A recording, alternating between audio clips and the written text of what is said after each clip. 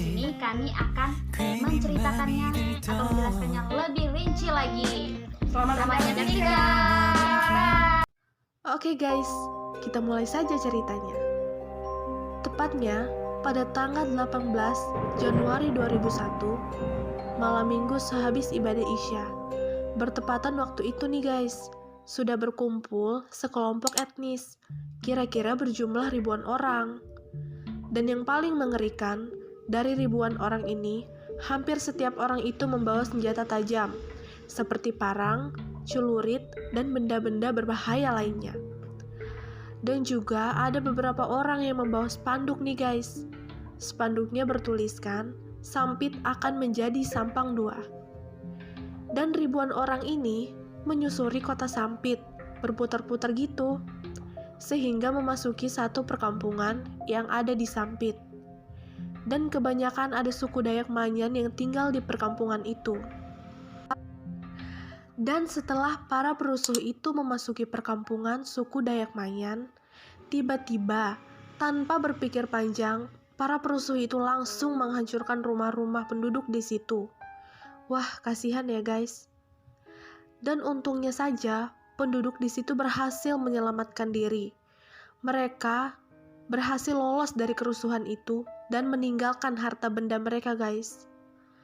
Kalau sudah ada di posisi terjepit seperti itu, yang hanya ada di pikiran mereka adalah yang penting bisa membebaskan diri dari orang-orang banyak itu.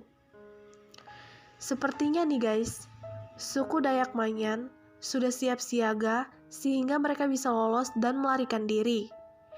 Karena pada saat itu, penduduk dalam perkampungan itu tidak banyak guys. Hanya sekitar 30-an rumah. Mereka pasti mikir dong, kalau mereka melawan ribuan orang tadi, apakah bisa? Sedangkan mereka hanya beberapa saja. Setelah itu, mereka melarikan diri. Ada yang melarikan diri di kampung sekitar, dan ada pula yang melarikan diri ke dalam hutan. Gimana guys? Gak bisa dibayangkan kan, kalau hal itu terjadi pada kita. Nah, lanjut guys. Dan para perusuh tadi langsung membakar rumah-rumah suku Dayak Manyan.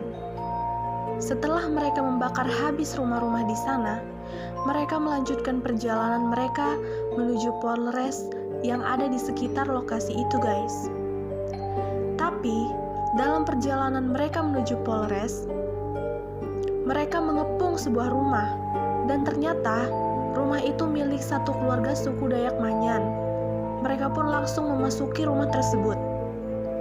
Dan keluarga di rumah ini kaget dong guys, dengan banyaknya orang yang mengepung rumah mereka, hingga ribuan orang.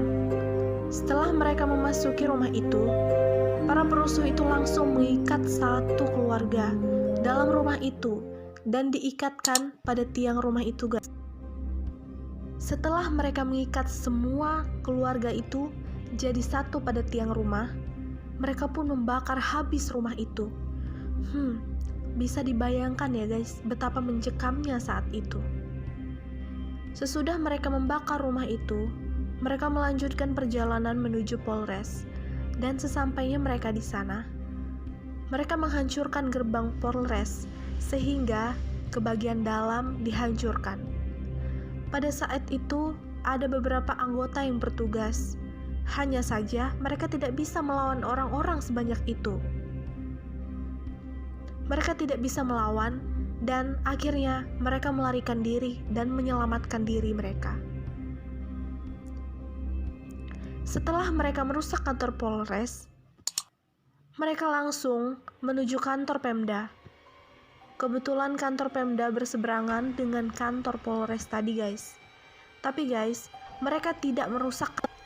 Setelah dari situ, mereka pun kembali ke perkampungan suku Dayak Manyan yang sudah mereka bakar tadi untuk menempati perkampungan itu guys. Tapi ini belum berakhir. Mereka menempati kampung itu tidak lama, kurang lebih hanya 3 hari.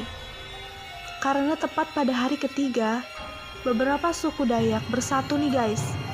Mulai dari suku Dayak Manyan, suku Dayak Hilir, dan suku Dayak Bahuluan yang biasa disebut suku Dayak Pedalaman. Suku Dayak ini bersatu, memasuki atau memerangi tempat kediaman mereka yang dirampas oleh perusuh tadi. Dan lebih hebatnya lagi, mereka menyusun strategi nih guys, untuk masuk perkampungan itu. Ada yang melewati sungai dengan menggunakan perahu, dan ada pula yang melewati hutan sekitar perkampungan untuk Namun, setelah sampai ke perkampungan itu, ternyata mereka sudah dihadang oleh para perusuh tadi. Dan lagi-lagi, suku Dayak ini kalah jumlah guys, karena saking banyaknya jumlah para perusuh tadi. Lalu, para perusuh melemparkan bom rakitan ke arah suku Dayak tadi. Tapi anehnya, bom itu tidak meledak guys. Bahkan, salah satu suku Dayak itu mengambil bom itu dan dilemparkan kembali ke rombongan perusuh tadi. Dan betapa anehnya, bom itu pun langsung meledak dan menghancurkan mereka. Mereka mati dan terbakar oleh bom mereka sendiri. Dan setelah suku Dayak melemparkan bom kepada para perusuh tadi, mereka pun lanjut untuk mengepung kampung itu yang sudah dikuasai oleh para perusuh ini. Dan mereka pun memasuki kampung tersebut, dan sisa-sisa perusuh tadi mereka penggal kepalanya. Namun, sebelum mereka memasuki kampung, mereka memakai suatu kode yang hanya bisa dimengerti oleh suku Dayak itu. Setelah suatu kode itu disuarakan, maka mereka bersama-sama mengepung kampung itu dan menyerang sisa-sisa para perusuh yang ada di dalam kampung itu. Dikutip dari Wikipedia, konflik Sampit adalah pecahnya kerusuhan antaretnis di Indonesia. Berawal pada tahun 2001 dan berlangsung sepanjang tahun itu. Konflik ini dimulai di kota Sampit, Kalimantan Tengah, dan meluas ke seluruh provinsi, termasuk ibu kota Palangkaraya. Konflik ini terjadi antar suku Dayak asli dan warga migran Madura dari Pulau Madura.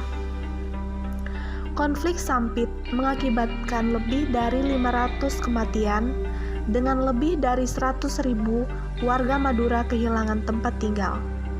Banyak warga Madura yang juga ditemukan dipenggal kepalanya oleh suku Dayak.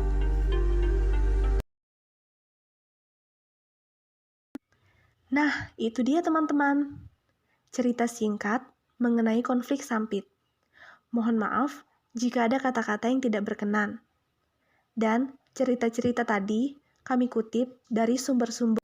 Terima kasih sudah menonton video kami. Jangan lupa Di like komen, dan subscribe.